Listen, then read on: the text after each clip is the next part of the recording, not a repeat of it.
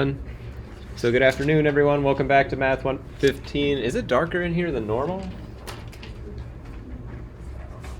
Oh no. I guess that's normal. Okay.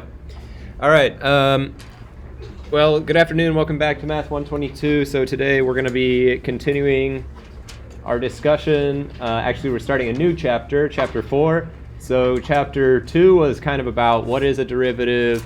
Chapter 3 was how do I do derivatives, and chapter 4 is what do I use derivatives for. One sec. So regarding that, so today we're going to talk about section 4.1. Your next assessment is going to be quiz 7, which is going to be this Thursday. It covers sections 3.3 and 3.4, which there was a homework assignment for, which was due yesterday. Office hours this week are as normal, MTC as normal, SI as normal. So are there any administrative questions? Alex, you got one? Yeah,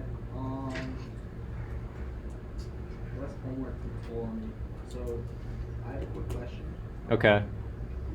I'm gonna come to the office hours, so someone can ask a specific question, but I was just like kind of lost about the chain rule. Yeah. Because like sometimes how do you know when to use it? Because it just asks to find the derivative, and like sometimes I would find the derivative how we did in the previous chapter, where like I just like one move. You know what I mean? How you just like. You mean like average rate of change over a small interval, or? I think I'm just a little lost. Okay. Maybe office hours will help. Yeah, office hours would definitely help. Who else feels confused by the chain rule? I think there's a lot of people who feel confused by the chain rule, so that's totally normal.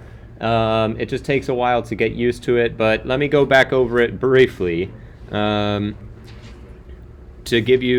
answer at least your question as to when to use it. Okay, so when to use the chain rule. So what you want to be on the lookout for is a composition of functions, which you can see a composition of functions as like a dead giveaway if you see something in parentheses, okay, something complicated in parentheses, and then something else happening to it, you know, on the exterior, right? So this is a composition of functions where the inside function is what's inside these parentheses, and then we're taking that to the 5th power.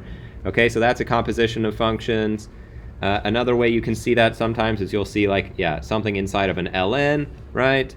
Or you could see, yeah, here's another one where it's inside the parentheses.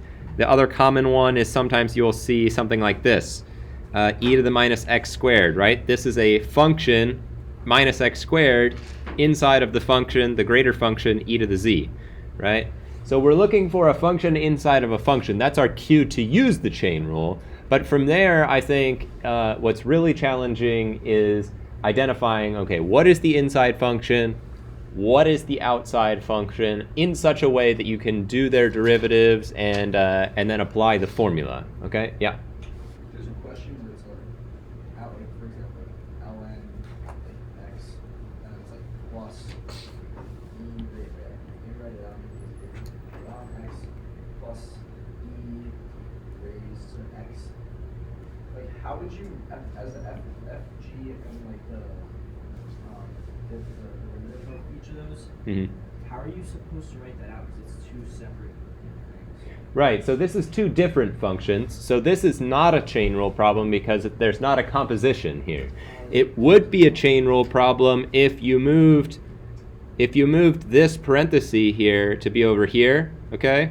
So that you had ln of x plus e to the x. That would be a chain rule problem. So this is where you use like quotient and product. Right, so for this one, actually, we don't need to use quotient or product. The only rules we need are the e to the x rule and the ln x rule, and then this plus here is just going to stay. So all we're going to do is write what is the derivative of ln right here, and then we're going to write what is the derivative of e to the x right here. Okay, so for this one, it just comes out to be 1 over x, because that's the derivative of natural log, and then plus e to the x, because that's the derivative of e to the x.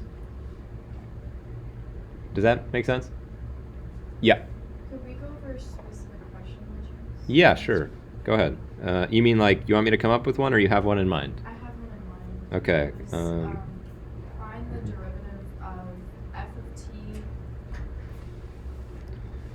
Okay. Derivative of f of t Equals te raised to the negative 8t. Okay, so this one is a product rule problem, right? So here's how we can identify that this is a product rule. We know we have a rule for doing derivatives of stuff like this, right? And we know we have a rule for doing derivatives of stuff like this. But we have no rule for doing derivatives of like these two things being multiplied together. At least no rule on the face. We have to use the product rule, which is a mechanism to sort of split this thing up, right, into two pieces. So what we see here is two things being multiplied such that the thing on the left side of this red line I can do the derivative of, and the thing on the right side of this red line I can do the derivative of. So that's how I want to split it up for product rule purposes. So in this case, I would allow this to be my quote f, okay? Now, I don't want to confuse anyone because I use the letter f here, so maybe I should switch it to like an h or something like that. So this is my f, and this is my g, right? And for the product rule, we said, look, if you take f times g and then you do the derivative, then you get f prime g plus f g prime. Okay, so that's product rule. So in this case, we identify first what is f, what is g, and then we know we're multiplying those two things together. We have a way to get their derivative, the derivative of their product, if we know each of their derivatives individually, right? So in order to use this formula, we need to know what is g, what is f, which we already know. But we also need to know what is f prime and what is g prime. So to find those, we just do f prime. Well, f is t, so the derivative of t is just 1. And then g prime, we use the e to the kx rule, which says we will get minus 8 e to the minus 8t. Okay, so from there, do you see where we're going to go from here, Olivia? Yeah, we're just going to plug in all of this stuff in for the formula. So f prime goes in for f prime. So this is 1 times just e to the minus 8t. And then plus, and then we leave t, and we need to multiply times negative 8e to the minus 8t. So that would become e to the minus 8t minus 8t e to the minus 8t. Yep. After you're done with this, can you do number 12 on the board? Okay, but are there any questions on this one? But yes. Yeah. Like a test, so we have to simplify all of them. Or like, If you wrote this, I would give you full points, unless the question says simplify your answer completely. Okay, and then you should probably clean it up a little bit.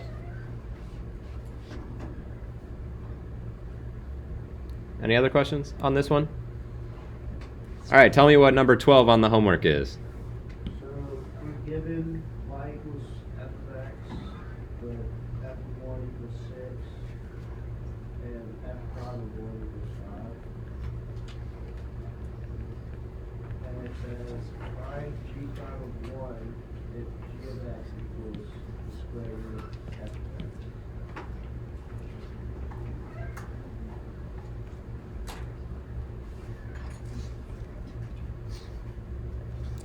Okay, so we're supposed to find g prime of 1 here, and the weird thing is they don't tell us what the function f is.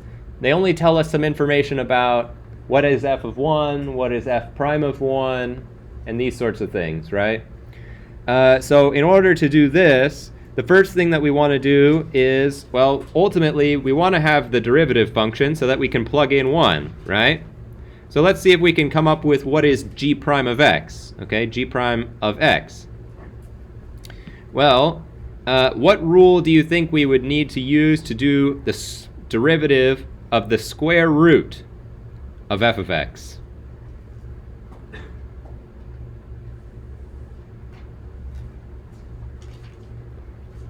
Well, let me ask you a lead-in question. F of x is a function, yes? And square root is a function, yes? So would you say that this, in this box here, is a function inside of another function? Yeah, so what rule do we use when we have a function inside of another function? We use the chain rule. Okay, and how about this square root? How do I do derivatives of square roots? Do I have a square root rule? No, I don't have a square root rule. What rule do I have that I can use? The power rule. Okay, so first of all, I'm going to rewrite this as f of x to the 1/2 power. And now I'm going to do the chain rule. Okay, so I'm going to treat f as the inside function, and the outside function here is the square root. So the first thing to do is the derivative of the outside function, where we leave the inside alone. So I'm going to do 1/2. The power comes down because power rule. I leave f of x alone, and then the power becomes 1 less than it was before, which is now negative 1/2. And am I done? Okay, heads shaking no. What do I still have to do?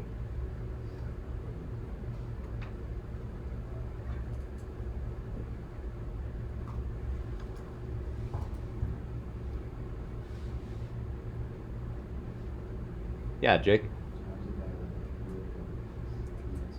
Yeah, we have to multiply by the derivative of the inside. So this is the, quote, chain step, right? We have to chain out the derivative of this guy, which what is the derivative of f of x? It's just f prime of x.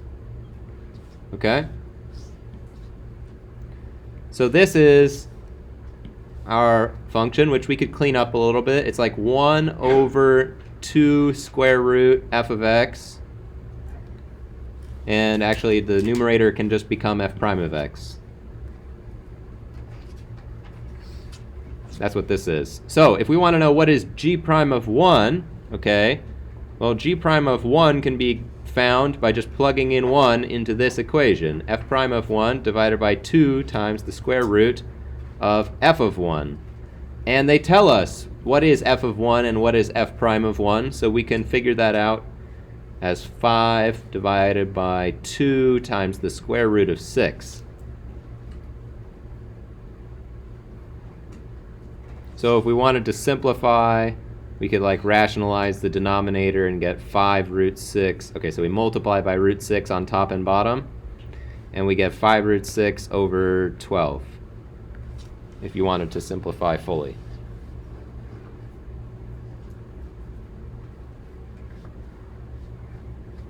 All right, so questions on that one?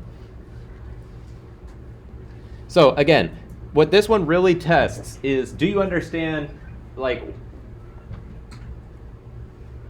have you memorized the formula of the chain rule versus do you understand how the chain rule works, okay? The memorization is like f prime of g times g prime, right?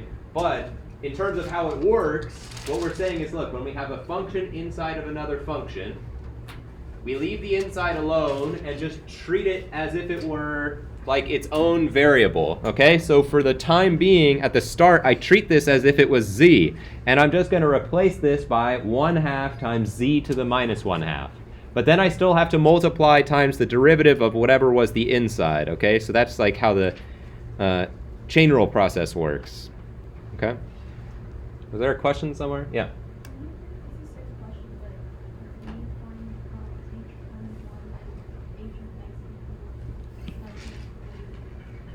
H of x equals what? Oh, f of square root x? Okay, so the process here is going to be almost identical. We have a function, namely square root x, inside of a function, namely f. So this time the square root is on the inside and the outside function is f. So to do h prime of x, okay, I'm going to leave the inside alone and do the derivative of the outside function. And then what do I have to do? I have to multiply by the derivative of the inside function, which would be 1/2 x to the minus 1/2. And then to do h prime of 1, again, it's just plug 1 in, okay? Does that help?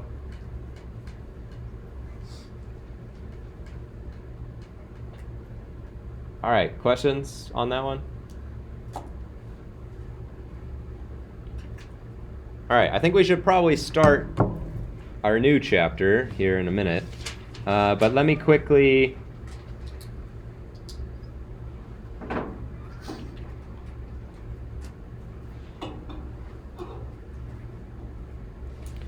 let me quickly review what is the product and quotient rule, just to remind you. Okay, so product rule, derivative of the one and not the other, and then it's derivative of the other and not the one. And quotient, okay, we have this formula, low d high minus high d low all over low squared. Okay, so from today moving forward, okay, I'm going to assume that you have all of the rules memorized. So if you haven't gotten there yet, that's okay, but it's time to, really get those on a flashcard and have them down, so that if I ask you randomly, okay, I'm not going to ask you randomly, but if I asked you, what does the quotient rule say?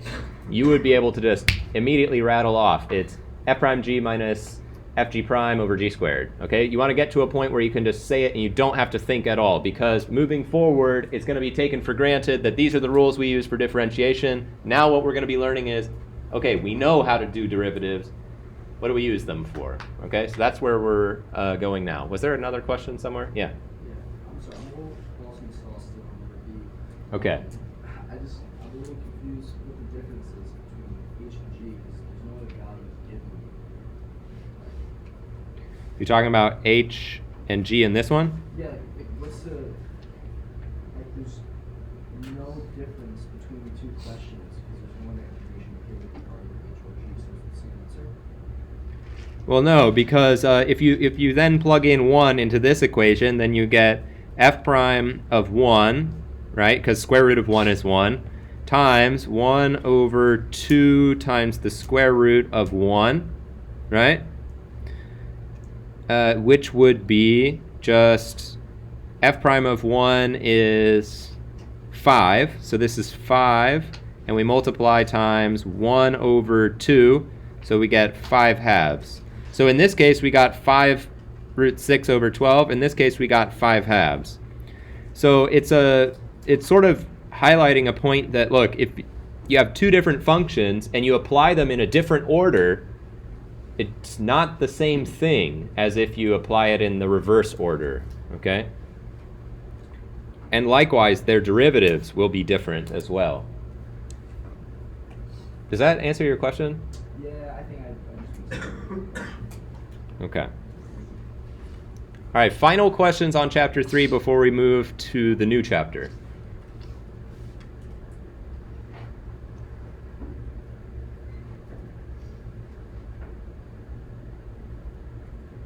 Okay, so like I said, if you're not quite there yet with all the derivative rules to the point where you're really confident and you can, bust them out at a moment's notice and have them memorized, have the tangent line formula memorized, highly recommend spending some time in the Math Tutoring Center this week because things are going to get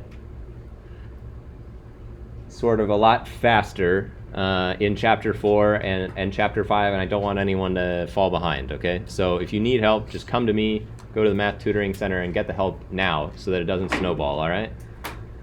Okay.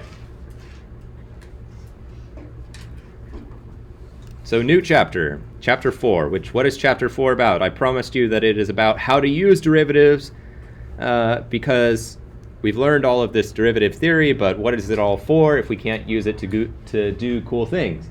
So first of all, I just want to remind everyone about what the derivative and the second derivative tell us about a function, okay? So if the first derivative is positive on an interval, okay, so the derivative is positive, that informs us and tells us something about the function itself. What does it mean for the function itself if the derivative is positive? If the derivative is positive, then the function itself is good, increasing, okay? It's going up. This being positive means the derivative has positive slope, right? The tangent line has positive slope, means the function is going up, okay? It might not be going up perfectly, but you get the idea. So it means increasing. And likewise, f prime negative means the function is decreasing.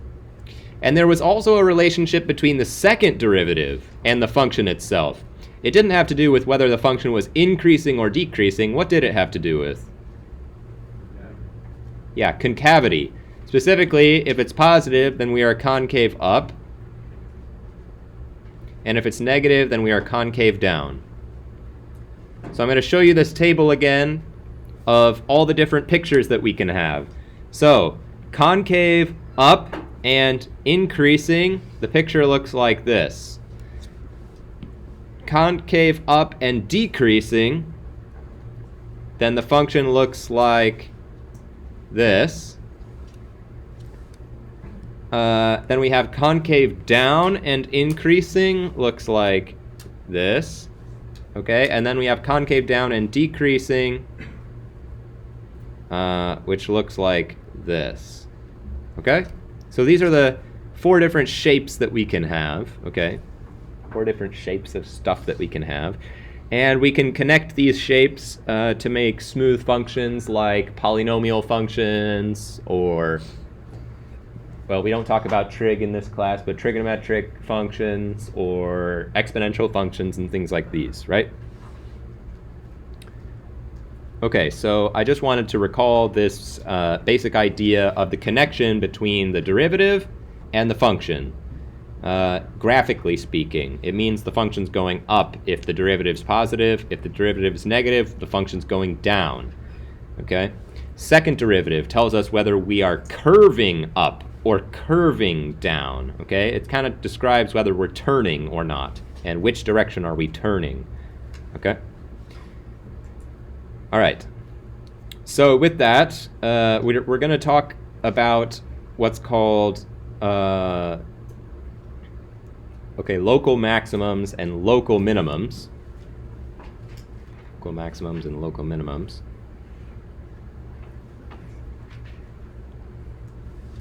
So sometimes this is called like extremal theory. It just refers to the extremums of the graph. Okay, where is it hitting its highest points and where is it hitting its lowest points? So you imagine if I'm a business person, right, and this is a graph of my profit, okay, based on how many units I sell, right?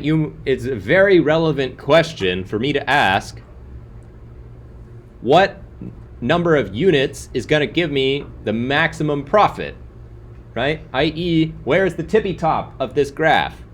How many units should I produce as a business person to hit the tippy top of the profit function, right? Because that means I get the most dollars, which I want more dollars. So that's what I want. Okay, so this is the basic idea. So let's say what it means, first of all, for f to have a local minimum. Okay, so different than a minimum, all right? A minimum is the lowest possible everywhere. But local, what does local mean? Well, local is like in some small neighborhood, right? So you can think of something like, okay, you could be the world champion boxer, right? Or you could be like the local champ.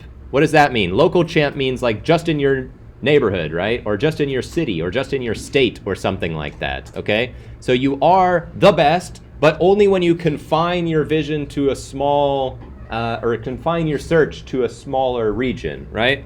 So let me show you what I mean. So f has a local minimum at p if f of p is larger than f of x for x which is in some small interval containing b.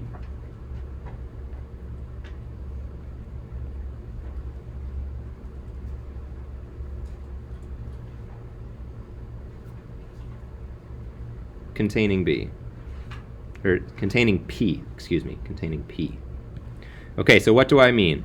Let me draw a picture. It will become much more clear.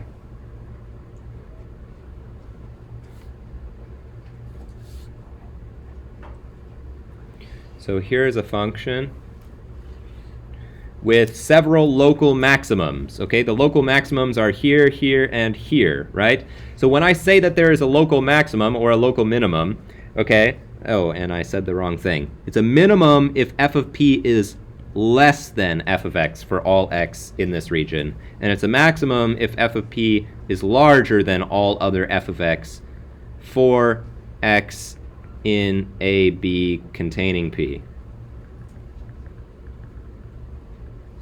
So what is the question? The question is, if this is my p, right, which corresponds to this maximal point p comma f of p, what do I need? I need that the height, f of p, which is visualized by this blue line, needs to be, f of p needs to be larger than f of x. Not that color. Why don't I use that color? Larger than f of x, where x can be any number which is chosen in a region from A to B, which contains P. Okay, so it's kind of like if I put up walls here, right? If I put a wall there and I put a wall here, then the point P is a local maximum because it corresponds to the highest point within these walls. Okay, so this is like in between these walls is the state, right? And if you're the state champion, then you're this guy here. But that doesn't necessarily mean you're the world champion, right? You might not be the world champion, because that's this guy over here. But he's not within the state, so he wouldn't be considered the state champion, all right?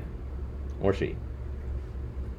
Okay, so that's how we do local maximums and minimums, is we have to find some small region surrounding that point for which that point is the largest point in that region, okay? That's what it means to have a local minimum or a local maximum. So this is a local max, this is a local max, this is a local max, and also happens to be the quote-unquote global max, okay, meaning the maximum out of everything.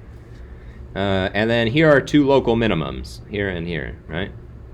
Any questions on that definition? I think that makes pretty good sense for most people. It's just, yeah. Could the area be like not where there's actually a minimum or maximum, like on the highest thing? Could be like the lines could be in between where the local minimum max is just a random point on that line. I'm a little bit confused. Can you repeat that? Sorry. It's hard to like explain. Though. It's okay. Like on that like big mountain or whatever. This one. Yeah, let's just say like the range was like within like just one straight line up. Like this? No, like I moved one of the lines in closer a ton. Like, could that happen with the max? Like, could it just be on the line going up? Do you mean like if we had our walls like so? Yes. Okay, if we have our walls like so, then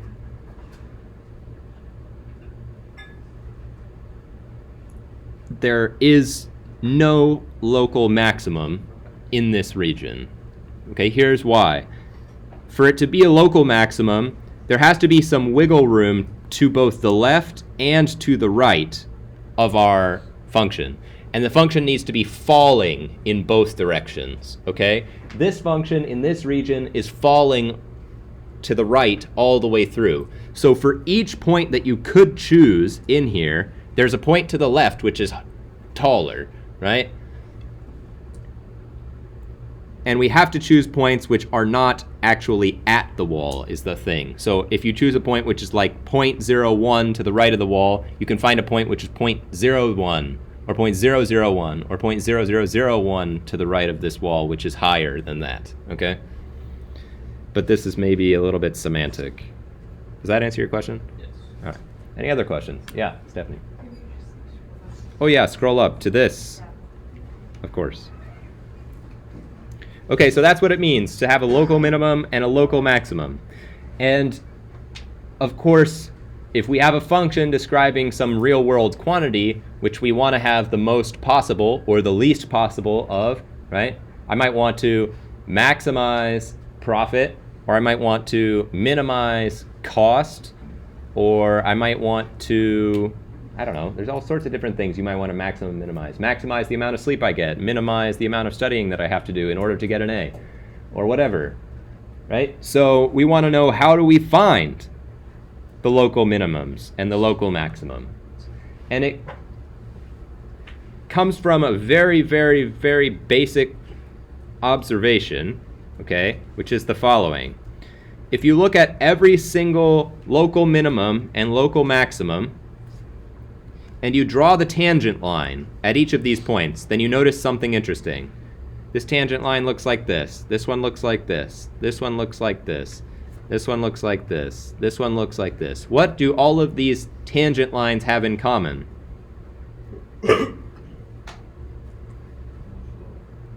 Yeah, they're all horizontal, meaning that their slope is 0. And the slope is the derivative of this function. So we want to ask, when is the derivative going to be equal to 0? Okay, when is the derivative going to be equal to 0? Now I want to point out something crucially important. Just because the derivative is 0 doesn't mean that I have a maximum. Okay, it could mean that I have a minimum. And in fact, it can also be neither. Okay, we can have neither min or max. Okay. So this is the basic idea. So we know that, look, if you have a local minimum or a local maximum, then the following is true. F prime of p is equal to 0. Okay, so this is the central observation. We notice when we have a local minimum or a local maximum, the derivative is equal to 0.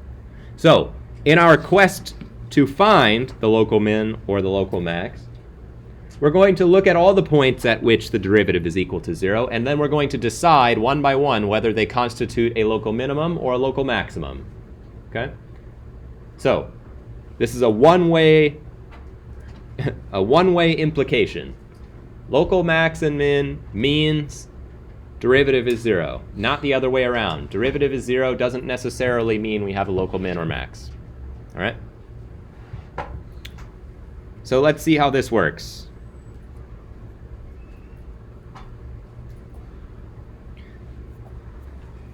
Okay, let me say one more thing, which is that points P, yes, points P for which f prime of P is equal to 0 are called critical points. Critical points. Okay, so a critical point could be a max, it could be a min, or it could be neither of those things. Okay, but a max or a min is always a critical point.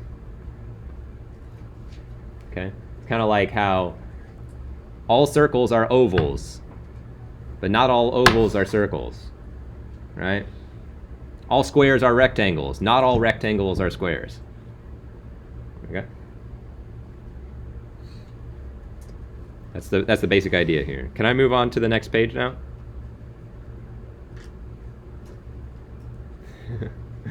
Okay, I'm going to the next page. So let's see an example. Okay, so we have this function f of x equals 2x minus 1 quantity squared. Okay, so this is a quadratic function. We know from pre-calculus how to make the graph of a quadratic function, and from our class actually. So it's got one root, which is a double root, and that is when 2x minus 1 is equal to 0, which means that 1 is equal to 2x, which means that x is equal to 1/2. So 1/2 is where we have our double root, and it's going to be a parabola. It's going to be stretched by a factor of 2, so it's going to be fairly steep, and it's going to look something like this. Something like that, okay? It's not the best in the world, but there it is. Okay, so the question is, where is the minimum of this guy? Well, we know that the minimum of a parabola is always at the vertex, and the vertex for this case is at 0, 1/2, right? That's where the vertex is. So the critical point here, okay, is can be found in the following way. So we want to take the derivative of this function, which we can do using the chain rule. So the chain rule says derivative of the outside function first. I'm going to treat this whole thing as z and do the derivative of the outside function first, and I'm going to leave the inside alone. And then I have to multiply still by the derivative of the inside function. And at the end of the day, what do I get? I get 4 times 2x minus 1. And if I want to know when is f prime of x equal to 0, then I just take the derivative, 4 times 2x minus 1, and I set it equal to 0, and I solve by dividing both sides by 4, and I get x equals to 1/2. Which tells me that, look, the slope of the tangent line at 1/2 is equal to 0. Okay, so the slope of this line, slope of this line is equal to 0 when you draw the tangent line to the function at x equals to 1/2, right? Okay. So there's sort of two ways in which we can find this critical point. First of all, we know that any local minimum is going to constitute a critical point, and we know how to find the minimum of a parabola. It's at the vertex. Okay, the second way we could find the critical points of this function would be by using the definition of the derivative, which says, look, we will have a critical point when f prime of x is equal to 0. So I can find the derivative, set it equal to 0, and solve for the critical point that way. And we see we get the same thing, which we expected, because we expect the derivative to be 0 at the minimum of this function already, based on what we've discussed so far. Any questions on this toy example?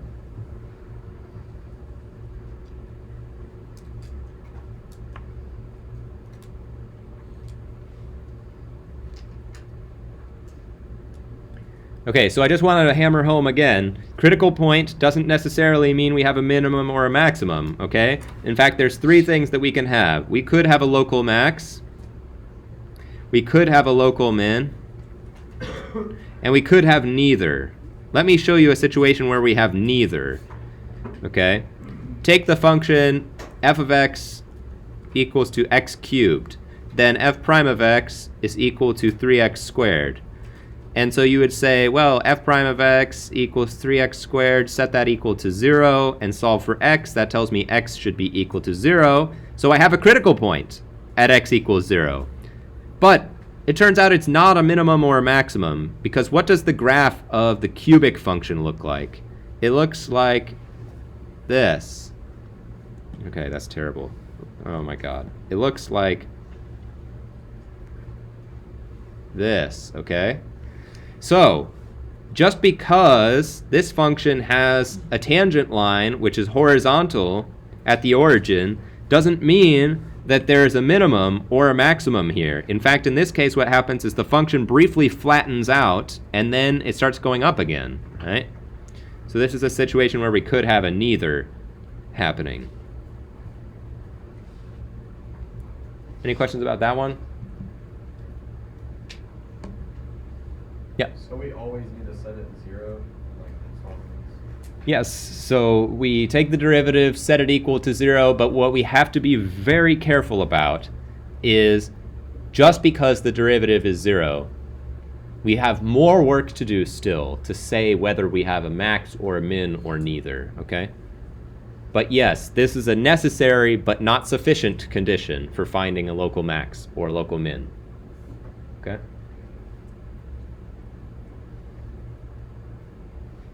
All right. So now let's talk about how we tell, right? Because we've said all of this stuff that, oh, we can find these critical points. We do the derivative, set it equal to 0, you get the critical points. But the problem, right, is that we don't know whether the critical point is a max or a min or neither. So now we're going to find out how you can test whether it is or not. And we do that using one of two tests. There's the first derivative test and the second derivative test. And the idea of the first derivative test could not be more simple, okay? Could not be more simple. Here's how it is. If you imagine me like riding a roller coaster, okay? Imagine me riding a roller coaster, or you riding a roller coaster if that's more fun. So when you're at the top of the roller coaster, or the bottom of the roller coaster, then momentarily you're going straight ahead. Agree? Momentarily you're going straight ahead. So, if you take a picture of my position on the roller coaster without looking at the rest of the track, if I'm going straight, you have no idea whether I just went to the top or if I just hit the bottom. Agree? But there is a way that you can check if you had two additional snapshots. If you had a snapshot of me right before and right after, you'd be able to tell whether I hit a max or a min in the following way. If I was first going up, and then I was flat, and then I was going down, what did I do? Did I hit the top or bottom? Hit the top, right? And if I was going down, and then shortly thereafter I was going forward, and then shortly thereafter I was going up, then I hit a minimum, right? Okay, that's the whole first derivative test in, like, conceptually speaking. So what does it mean if we go from going down to going forward to going up? It means that f prime changed from being negative, okay, here's f prime is less than 0, and then we have f prime equals 0, and then we have f prime larger than 0, right? That's what it means to be going down and then going straight and then going up. So if f prime changes from positive to negative at x equals p, then p comma f of p, the point, is a local, well, let's ask, positive to negative. So we were going up, and then we were going straight, and then we were going down. I must have hit a local maximum. Okay, so that looks like up and then down, right? Positive, negative. And if f prime changes from negative to positive,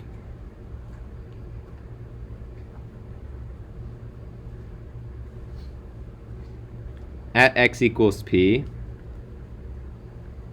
then p comma f of p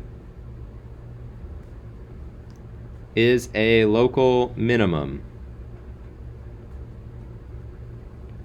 Okay?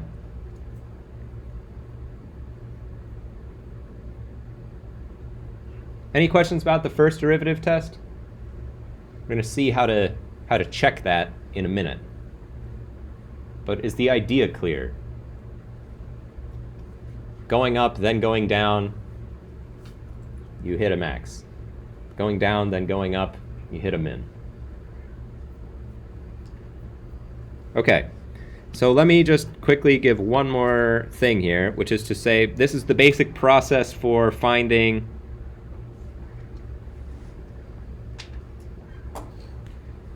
min or max. Step 1, find the critical points. Step 2, classify them using a test. Okay?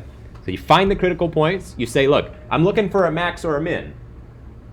I know that the max or a min will be a critical point. So I list all the critical points, and then I ask which ones of them are maximums and which ones of them are minimums.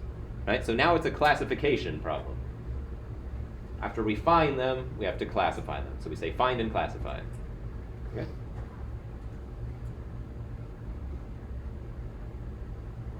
Any questions on that? All right. So let's see an example now.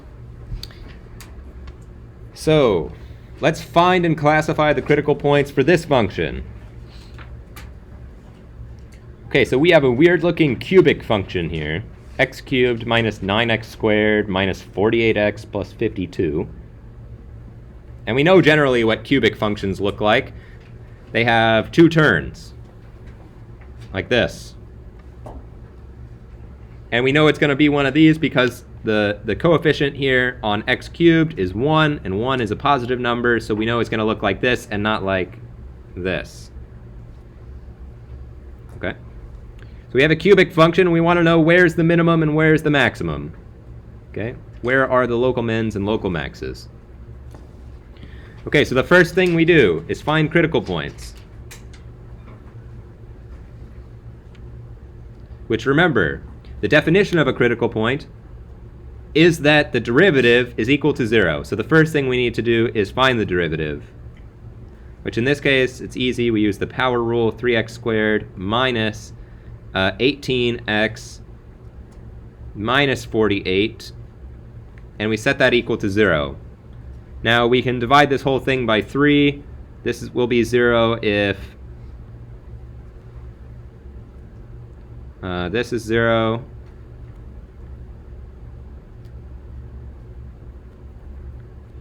which we can reformulate that. We can factor it, right? It's x minus 8 and x plus 2.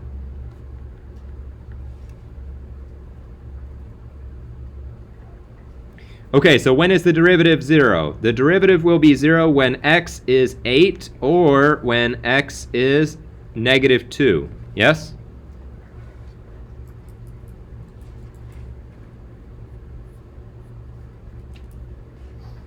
I should have added a page here, because I'm going to need more room to do this. So we did step 1, right? We found the critical points. Here they are.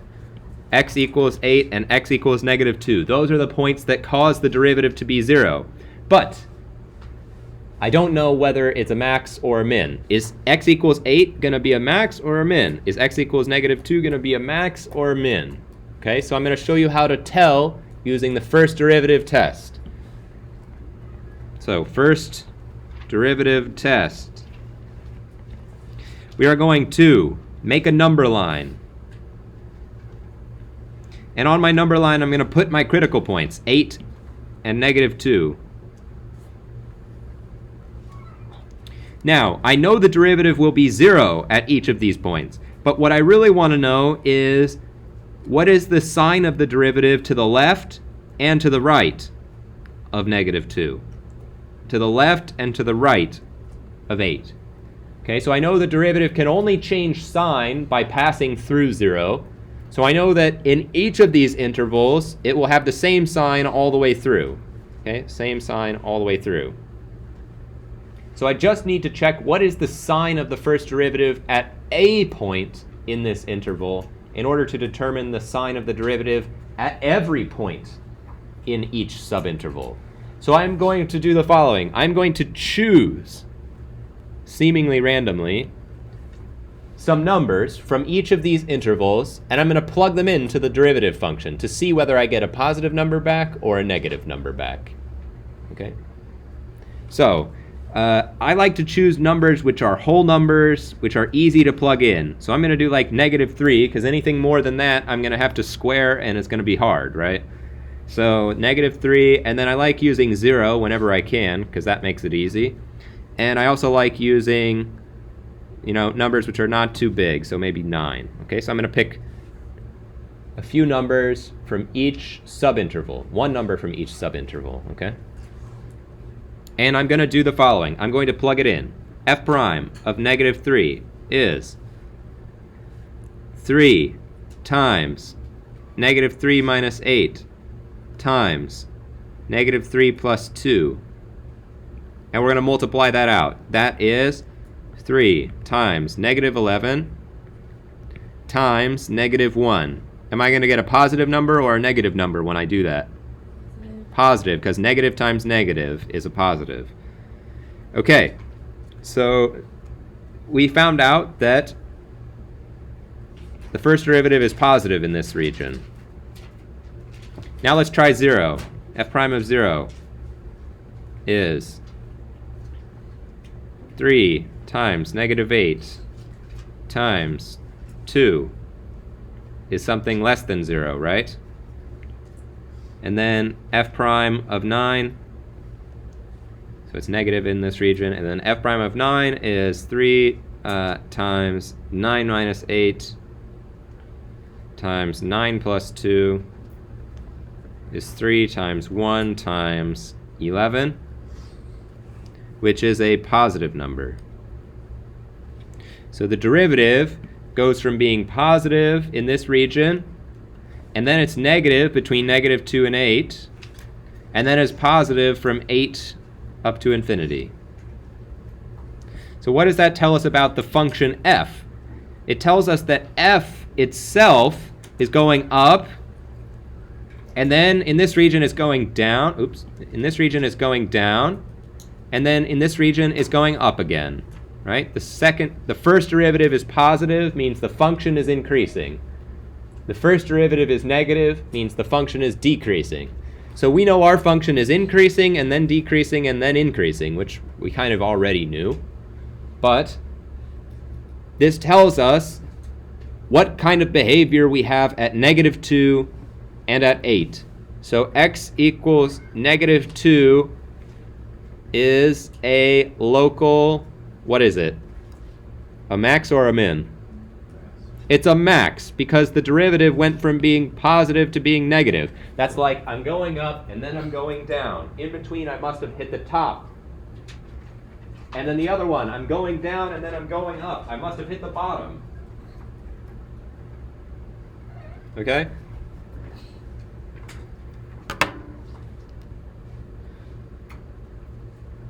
So let me show you something on Desmos maybe. Someone who has these written down, can you list them off for me? What was the original function? It was x cubed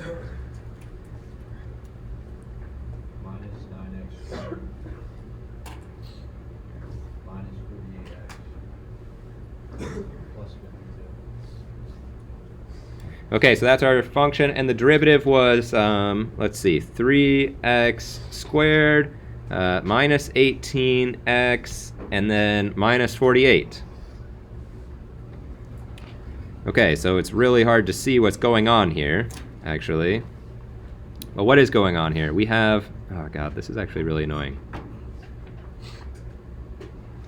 Okay, so our green function, right, comes up and then down and then up again, right?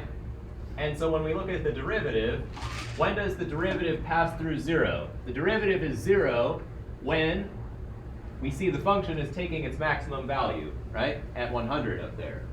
And then when the derivative passes through 0 again, right, that's our other critical point, and it corresponds to this valley way down here. Okay, that valley way down there occurs when the derivative, which is the purple line here, passes through the x-axis, right? So just because the derivative is 0 doesn't mean that we have a maximum or minimum. We have to look, the derivative went from being positive to being negative. That means that the function went from being increasing to being decreasing. Yes? Or the other way around. This time it went from being negative to being positive. That means the function went from being decreasing to being increasing. So we had a minimum at that point. Okay? Do we have questions about this example where we found and classified all of the critical points of this function? Okay, so this is like a super standard exam problem type of thing that I could put on the exam. There would definitely be a critical point find and classify question on the exam. There's no question about it, okay? So it's going to be, you learn this process of, I have to find all the critical points and I have to classify them as either maxes or minimums or neither using the first derivative test or the second derivative test, which we're going to learn in a minute. So are there questions about the first derivative test, either the idea itself or the application by using the test point method on the number line? Yeah? So if it was neither for like -2, it'd be like negative. Exactly. It would be negative and then negative, or it would be positive and then positive, right? For x cubed, for example, at 0, it goes from being positive to being briefly 0 and then positive again, which tells you, your function goes from being increasing to increasing. If I'm going up on a roller coaster and then I'm briefly going forward, but then I'm going up again, I didn't necessarily hit a maximum. That's more like I evened out for a split second, but that's it, right? Good question. Any other questions?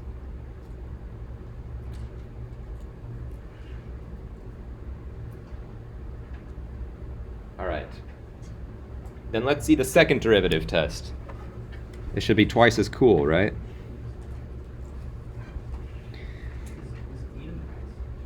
Sorry? Sorry. Oh yeah, I didn't write this. So x equals -2 is a local max. X equals to 8 is a local min. It's a local min because you go down and then you go up. You hit a minimum in the middle. Okay? So I like drawing this diagram, okay? You make the plus and the minus and the plus, and the positive derivative goes with function going up, Negative derivative goes with function going down. Positive derivative goes with function going up.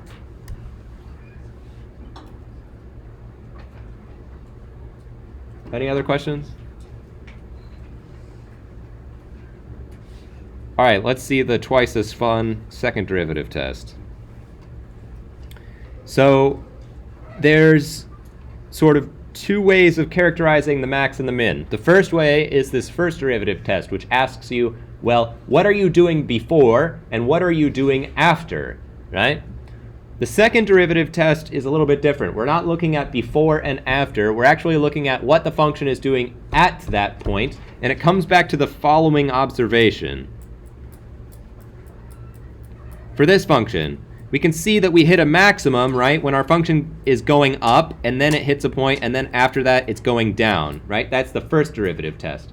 But something else you can notice in common between all of the maximum points of this function is what's happening with the second derivative at each of these points. They're all concave down, okay? So another way of saying whether I'm at a maximum or a minimum could be to say, well, am I concave up or am I concave down, right? If I am hitting a critical point and the function is concave down, then I know my picture looks like this, which is going to be a maximum. Or if the function is hitting a critical point and is concave up, then we can say that it's going to be a local minimum, okay? So, whether we are concave up or concave down has to do with the second derivative, specifically whether it is positive or negative, right? Okay, so let's see that. So the second derivative test says that f prime of p, sorry, not f prime of p, but rather f of just p, should just be p, excuse me. So p and p is a local max if two things is true. First of all, it has to be a critical point, so the derivative has to be equal to 0, and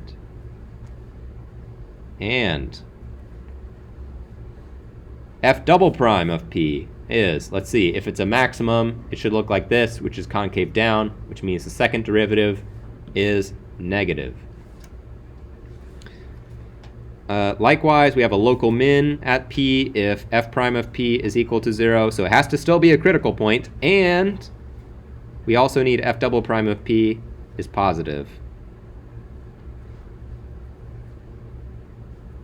Oops.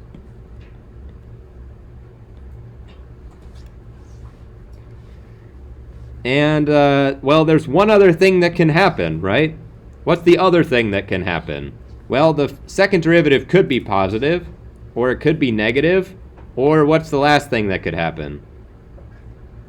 Yeah, it could be 0.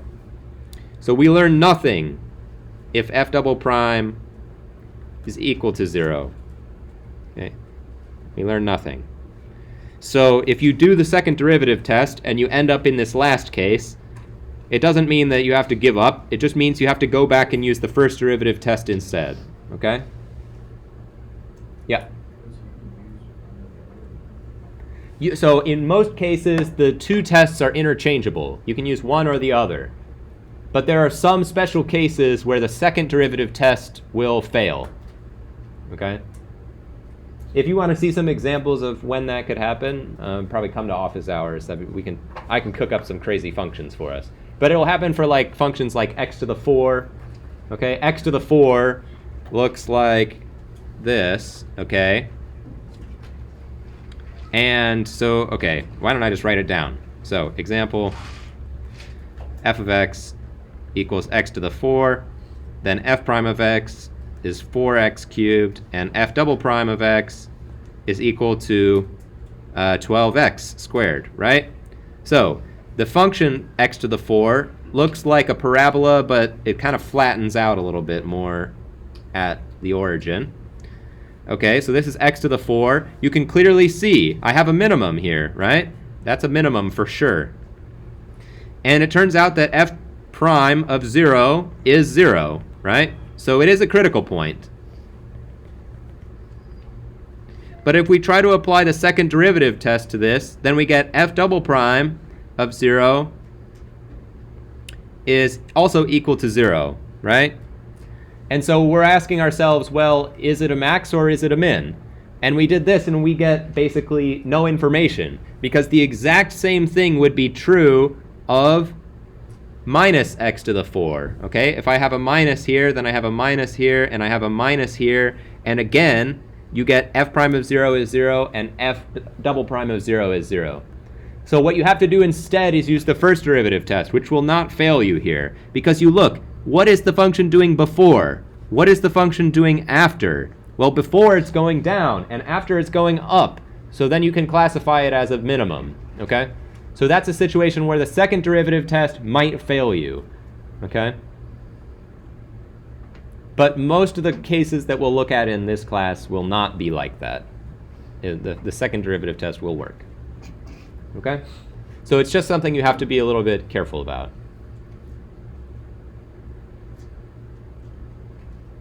All right, so let's see an example. So we just did this other one, right? Why don't I copy this down really quickly, and we'll work on this. And we're going to replace step 2 by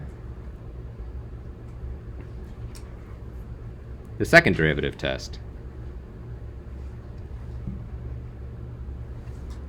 So find and classify critical points for this function. We already found the derivative. Let's go ahead and find the second derivative. Well, that's going to be 6x minus 18. So, second derivative test to classify.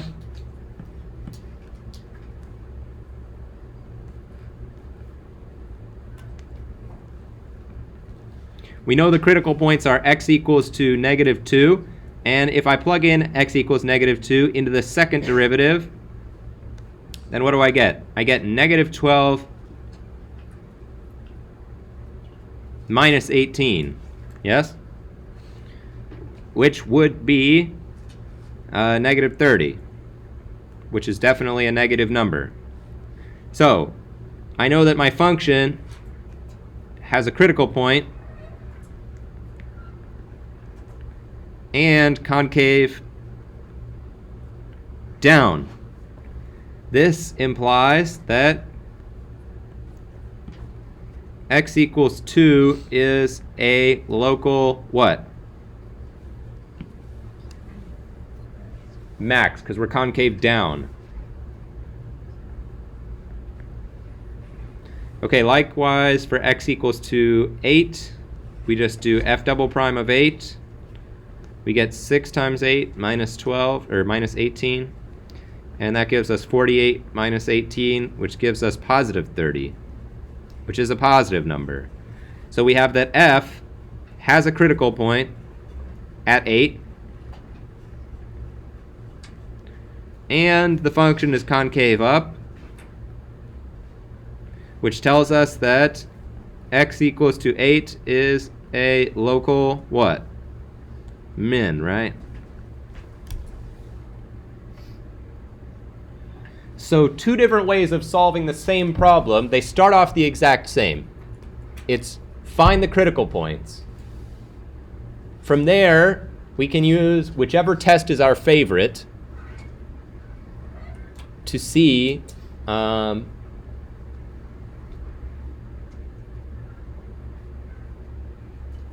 whether each critical point is a max or min or none of those things. Okay, so that's pretty much the first and second derivative test for classifying critical points. In terms of which one you want to use, the question that I get asked all the time is, okay, you tell us 2 ways of doing this. Which one should I use? Or how do I know which one to use? It's really personal preference. For me, for this problem, I would be inclined to use the second derivative test for the following reason. When we did the first derivative test, the first derivative was this guy, and in order to figure out the first derivative test, I had to plug a bunch of numbers into this thing, which is kind of annoying because this function is not nice for plugging numbers into, right? Whereas I would much rather plug in to a function which looks like 6x minus 18. First of all, I have to plug in only twice, and second of all, the function is much simpler. But then you also have to compute the second derivative. But if that's a non-issue for you, then probably the second derivative test would be easier for this problem. But there will be examples of problems where either the second derivative test fails, or it's just not as simple as the first derivative test. And it just takes a while and a bit of practice before you can sort of learn to eyeball which one is going to be the fastest. But honestly, it's going to be a difference of like 30 seconds. It's not going to make a difference on your exam, which is 75 minutes long. So, yeah. Okay, maybe I'll do one more example here. So let's say f of x equals x cubed, and we want to find and classify.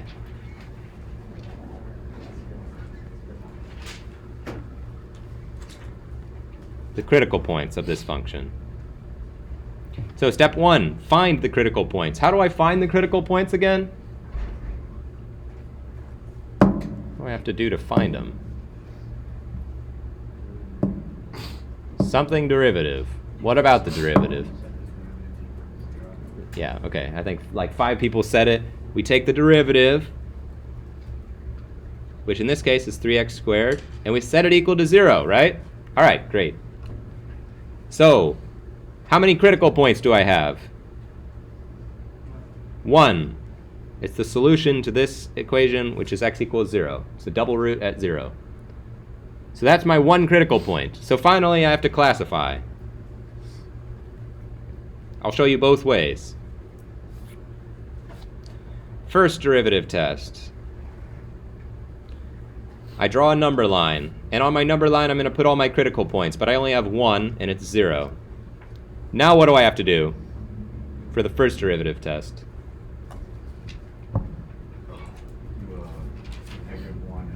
Yeah, I got to pick test points. So a good one to choose would be maybe -1 and 1. I like those because they're small. I like plugging in small numbers. It's easier. Okay, so, and what am I going to plug them into? Yeah, I've got 2 functions here. I got to be careful and make sure when I'm doing the first derivative test, we're plugging these numbers in to the first derivative. Okay, so I'm going to do f prime of -1. That's 3 times -1 squared, which is 3, which is positive. And then what happens at 1? We have f prime of 1 equals 3 times 1 squared, which is 3, which is positive. So what happens here? The function is going up, and then the function's going up. So x equals 0 is what? Neither a maximum nor a minimum. Neither a max nor a min. Okay, and let's see what would have happened if we used the second derivative test. Well, we'd have to find the second derivative, which would be f double prime of x equals 6x. And then we would do f double prime of 0, right? Which we would get 6 times 0 equals to 0. So in this case, the second derivative test would be inconclusive. Okay, so we said, crap, I took the second derivative, and when I plugged in, I was hoping to figure out whether the function was concave up or concave down. But it didn't tell me that. Okay, it told me that there's no concavity. All right, let's see why this is true. Remember what the function f of x equals x cubed looks like. It looks like this, yeah? So its derivative. Its derivative looks like this. So the derivative does go down to 0, but it doesn't become negative. So the derivative is positive, and then it's positive. So the function is increasing, and then it's increasing. So at 0, we would not say that we have a maximum or a minimum. We would say it is a critical point, because the derivative is 0, but it doesn't correspond to a max or min. All right, we'll stop there for today. Thanks for your attention. We'll do some group work on Thursday and the quiz.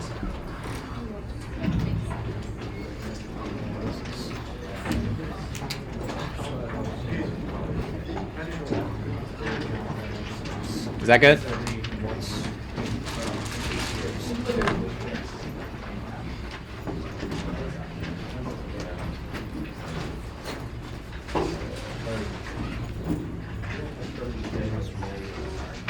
I wasn't here last Thursday. So Oh, yeah, I that's didn't get a right. chance to take the quiz.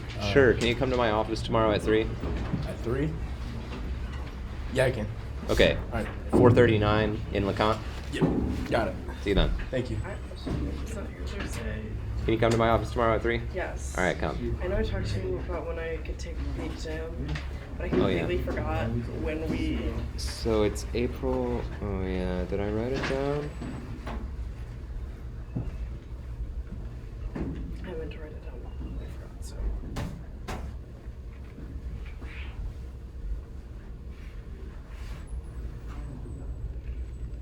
Probably.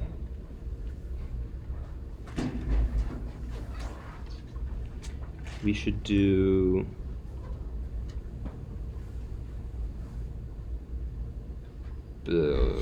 Wait, you're gone from. I'm going till the 2nd. So I'll be gone the 27th through the 2nd. Oh, wait for the fun. Wait, which of March? You mean? Yeah. Do we have an exam? next There's no week? exam that week. Oh, okay. It's on the schedule for that week. So. What? Really? Yeah. We should check It's that. on the syllabus. I